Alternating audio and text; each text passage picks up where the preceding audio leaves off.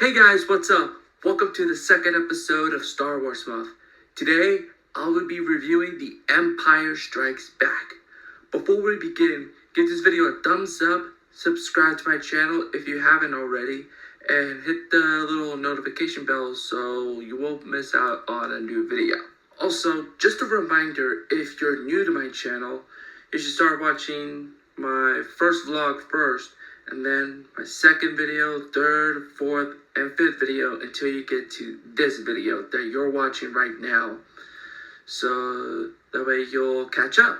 One more thing, this video might contain some spoilers. If you have not seen The Empire Strikes Back, stop this video right now, go watch Empire Strikes Back on Disney Plus, or if you have the unaltered version of the film, then you're good to go. Now that's out of the way, let's talk about The Empire Strikes Back.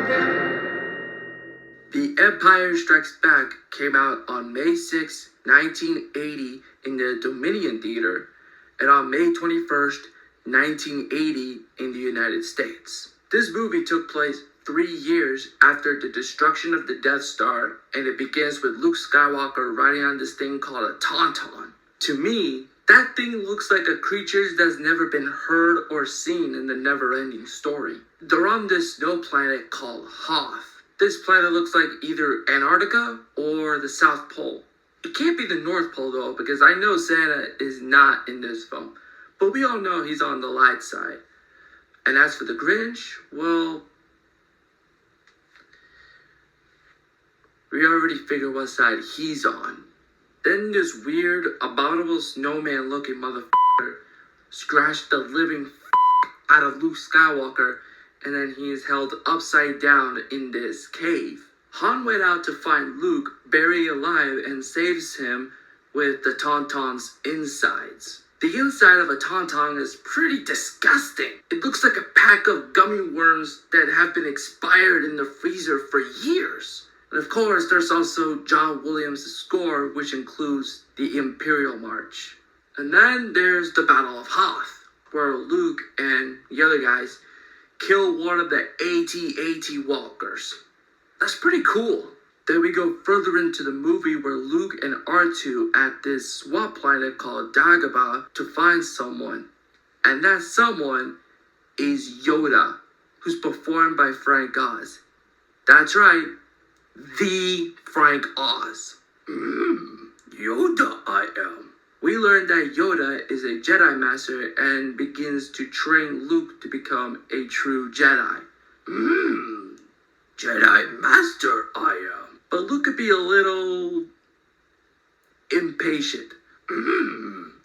Impatient you are. Us humans, sometimes we can be impatient. Like we want something and we want it right now. But when we do have patience, we want to get this right. Han, Leia, and Chewie met up with Lando, an old friend of Han's. We'll get to the history of how they met when we get to Solo. So Lando invites them to lunch or whatever just to catch up or what are they up to and whatnot. Then Vader showed up unwelcomed. Okay, how the hell did Darth Vader showing up to Cloud City out of nowhere. I can imagine some Star Trek Energize effect. I don't know what they're going to plan on eating, as long as there's blue milk involved. Also, Vader is obsessed to finding Luke so he can lean Luke to the dark side. I'm serious. It said it right there. Have you seen the opening credits of this video? You probably have. Why the hell is he following Luke? Then Vader tortures Han for no reason. I mean, he's Darth Vader. That's what villains do. Just torture the out of their heroes for lulz. But then Luke has to go and rescue them before it's too late. And then Yoda's like, please, don't leave. You're gonna make things worse. And if you do leave, then you'll fail your training. I almost forgot that Boba Fett is in this movie. Boba Fett is one of the coolest characters in the Star Wars universe. I imagine that Boba is named after some Kool-Aid looking drink from Taco Bell. We'll learn about Boba's history once we get to the book of Boba Fett, if it's actually good or not. The last moment of Han and Leia is... I love you. I know. Then Han gets put into frozen carbonite. I mean, look at us. This looks like Han got his whole body in a Geo-Zero 3D pin art. What is Geo-Zero pin art? It's the most satisfying you'll ever see. You could do anything with that thing. You could give it a high five, you can give it a peace sign, and of course, you could even give it the finger. Then the movie builds up with this intense lightsaber battle with Vader versus Luke. There are moments in this film where Vader sliced Luke's right hand. Damn, that's gonna hurt. And then comes the biggest plot twist in movie history. No, I am the Father.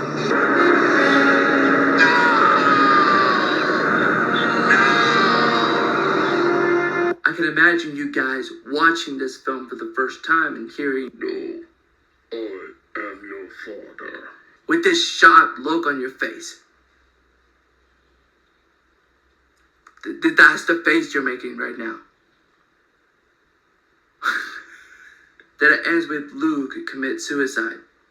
Not really. Now, I'm wondering what Luke was thinking when he falls. You, Vader! So, this answers your question. Did Luke actually join the dark side? The answer is no. Leia goes into the Falcon with Lando to rescue Luke. Luke gets his hand replaced by this robotic-looking hand. Looks pretty realistic to me for a robotic hand. And the movie ends with Luke, Leia, C-3PO, and R2-D2 staring at the galaxy, finding out what's gonna happen next. And it's a cliffhanger, I know. And you're all like, what? That's it? I want to see more, goddammit! And that concludes The Empire Strikes Back. I know it's a short review and stuff. Many of you have seen The Empire Strikes Back already. Empire Strikes Back not only is one of the best Star Wars films ever made, it's also one of the best sequels ever made. Now, you may have noticed I didn't mention the special editions, because as of right now, we don't give a shit about the special editions because George Lucas ruined it for us. Adding Luke screaming when he falls. But he didn't really scream. He just falls silently. I give Empire Strikes Back 5 out of 5 Yodas. Coming up, we're going to conclude the original trilogy with Return of the Jedi. So be on the lookout for that. Before I go, I got this joke for you guys, okay? What does Darth Vader likes his toast? On the dark side. Happy Cinco de Mayo, guys. I gotta go eat some tacos and have a beer. But thank you so much for watching. Give this video a thumbs up, subscribe to my channel, hit the little notification bell, and share this video with your friends if you really love Star Wars. And I'll see you guys tomorrow. You know that I'm gonna see you tomorrow, right? I know. Alright, later guys.